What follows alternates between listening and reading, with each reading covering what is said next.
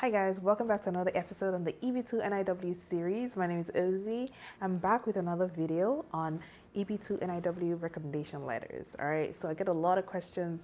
A lot of people ask me, how many letters do I need? Do I need recommendation letters? Who do I ask?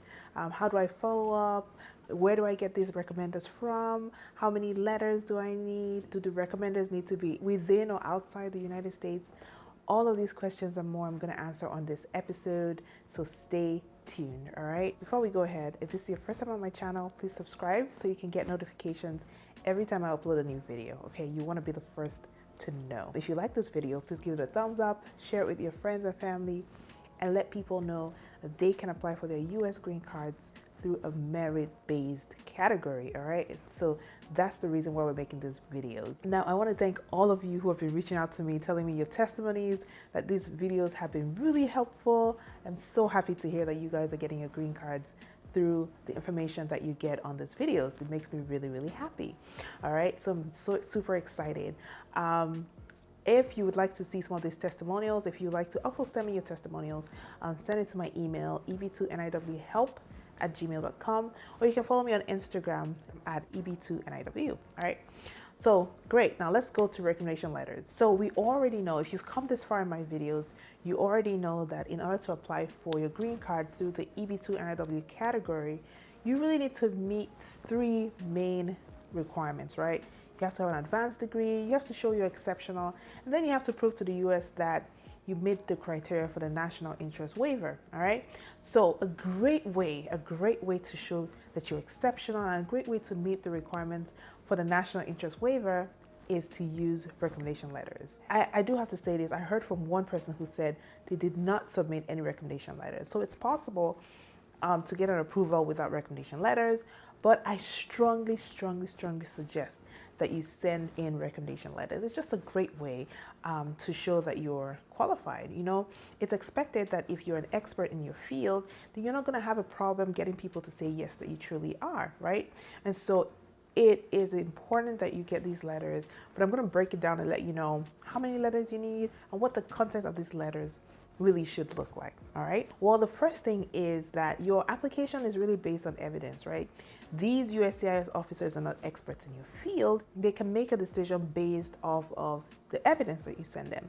So recommendation letters are a great way to show that you're qualified, right? Now, how many letters do you need? I usually tell people between 5 and 10. So I've gone through a whole lot of cases and I've seen different people submit different numbers of recommendation letters. I submitted 6 letters, but I tell people, just to be safe, you know, submit at least 5 to 10 letters. Now, don't go overboard with your letters because then it just becomes, you know, a lot, right? But you want to submit different kinds of evidence that show that you're qualified. Recommendation letters are one out of several ways that you can show you're qualified.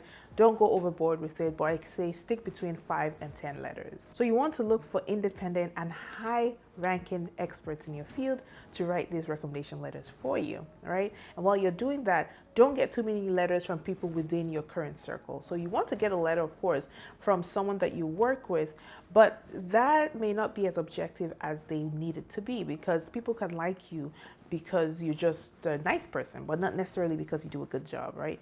So you see that it's better to get letters from people outside your circle. But that being said, you can get one letter from your supervisor, one letter from your team head or your team leader, but just keep it to that, and then get all the other letters from outside your circle. So who should you get these letters from? Well, I'm going to suggest 3 places, all right? First, I'm going to suggest your current employer, right? Because if you work or if you're in school, you have a supervisor, you may want to get a letter from that person, because that's the person that can say, hey, this is what she's doing right now, and this is the impact of that work, all right? So if you have your current employer, your supervisor, your team leader, someone like that, you want to get a letter from them, right? The next group of people I'm going to suggest are collaborators. So if you've been on a group project with other people, you want to look for the top ranking person in that group and get a letter from them. All right, so collaborators are a very good place to get a recommendation letter. Now, the third place is what we consider as think tanks. All right, so universities, research institutes, any organization that has people who are constantly innovative and creating ideas, you really want to get letters from them. So I'm talking about professors, I'm talking about high-ranking directors. These are great people to get letters from. The key thing about your recommender is that they are an expert in your field, all right? So you want to look for someone who has the history, the work experience, success in the area of endeavor. You really want to ask these kind of persons because these are the people who have experience in your area. Now, one thing I want you to remember to do is ask them for their CV as well, because if they agree to write your letter for you, you're going to need to send them a draft, right? Some people love a draft because it really helps them respond to you ASAP. And so one of the services that we currently offer is that we can write your recommendation letter drafts for you.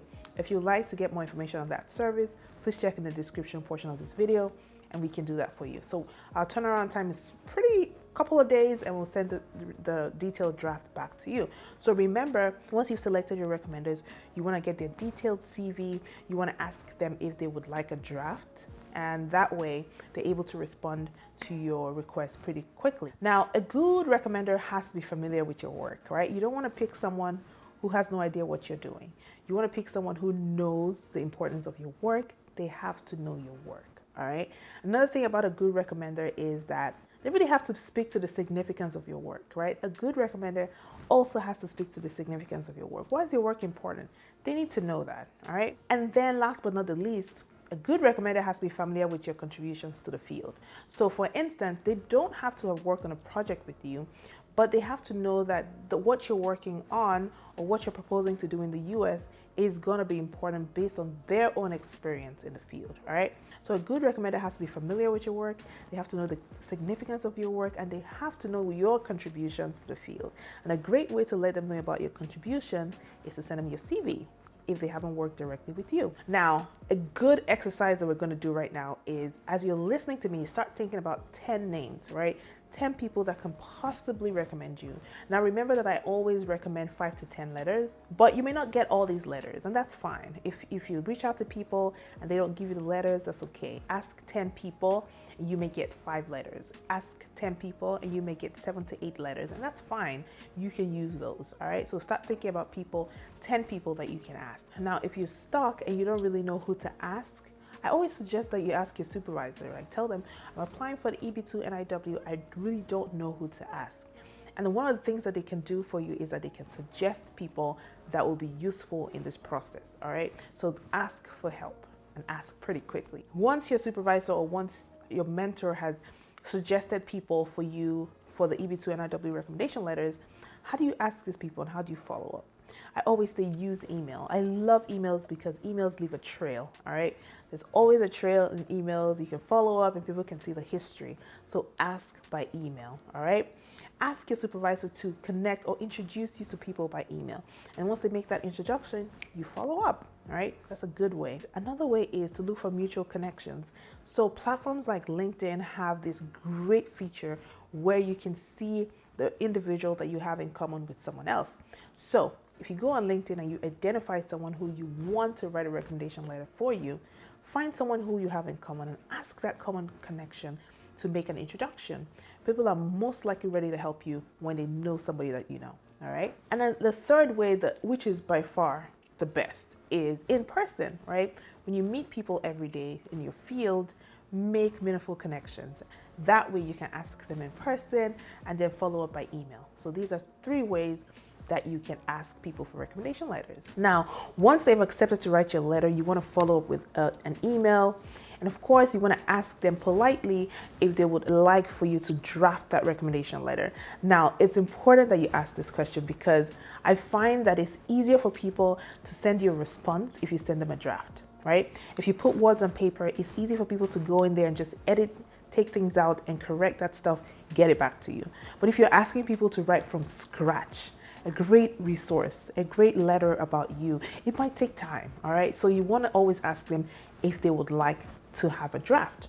Now, once they accept to write that draft, get a copy of their CV and get working, all right? Remember that recommendation letters should ideally be on the letterhead of the company that they work in or institution that they work in, all right? Now, what is a sample email like? You're sending out this recommendation letter and you're sending out this request for recommendation letter. You don't know what to write, right, in the request. I always tell people, keep it short. Introduce yourself, tell them about the mutual connection, or tell them what it is that you're doing.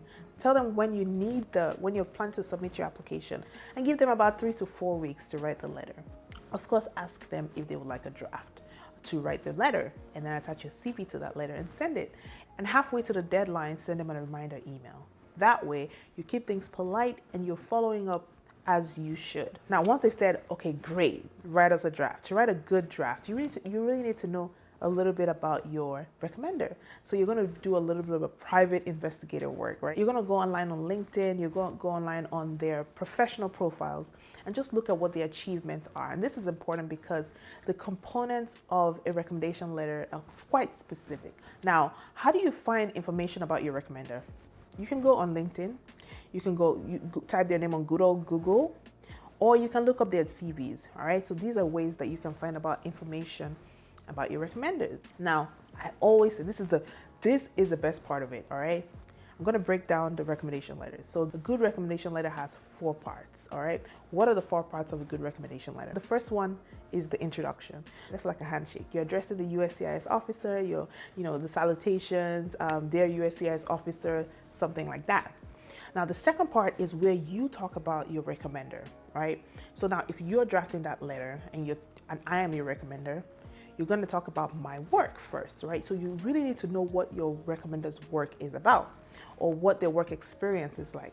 So you need to get a copy of their CV or you need to look them up online in order to have that information.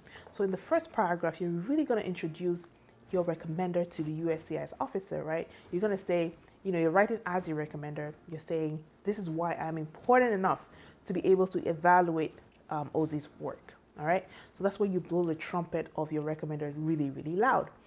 The second paragraph is where you talk about your work, right?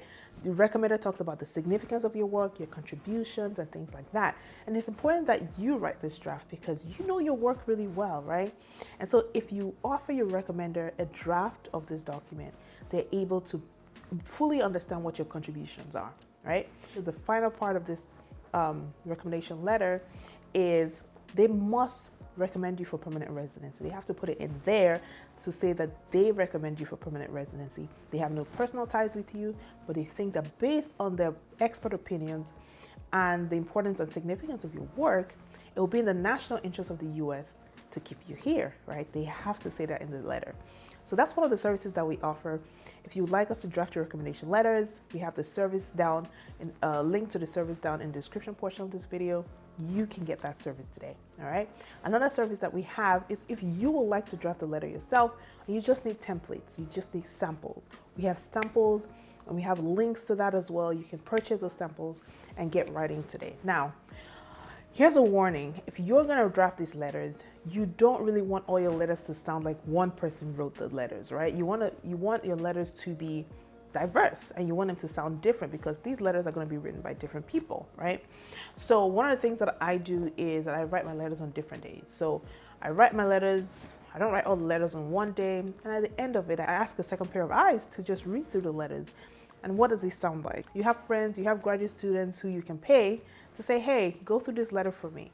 And they will tell you what these letters sound like, all right? So you don't want the letters to all sound alike. Another tip is to avoid typos. So it's very easy when you're writing stuff to have a lot of typos in there, right? So you want to go through your letters, make sure there are no typos, that it's good to go. And so one of the things I advise people to do constantly is to expand your network. You really want to go out, right? With COVID, it's kind of hard to go out now, but we have a lot of virtual conferences, webinars, things that you can attend in your field. That's a great way to really connect with people and get your name out there because what you really want is to be the go-to person in your field, and that's possible if you constantly network, all right? Another thing that you really want to do is that you really want to use the internet to your benefit. So get on LinkedIn and talk about your work, attend conferences. These are great ways to get your name out there. A little tip that I use every time I attend an online meeting, at the end of the meeting, when it's time to ask questions, I always introduce myself and I ask a question. That way people know my name and they remember the question that I asked. If they don't remember, After I ask the question, I might follow up with an email, all right, to whoever the organizer is. Start to identify opportunities that will make you stand out. So remember that we have all these different resources. I want to shout out to my husband for setting this up. We just had a baby and I've not been able to record for a while, but I figured out that I can record now while the baby is sleeping, because she's sleeping a whole lot longer. And then my husband was able to set up the video and the equipment. Amazing. So if you guys would like any kind of videography work done, my husband is available for that. He travels as well. He covers events like weddings and other social events, as well as, you know, creates adverts for corporations and things like that. If that is your need, I'm also going to leave a link to his business profile in the description portion of this video. Thank you so much for joining us today. Remember to like and share this video. And if you have questions, leave them in the comment section below. Let's talk about recommendation letters. I really want you to get those out there. All right. Have a good one. Bye-bye. See you in the next video.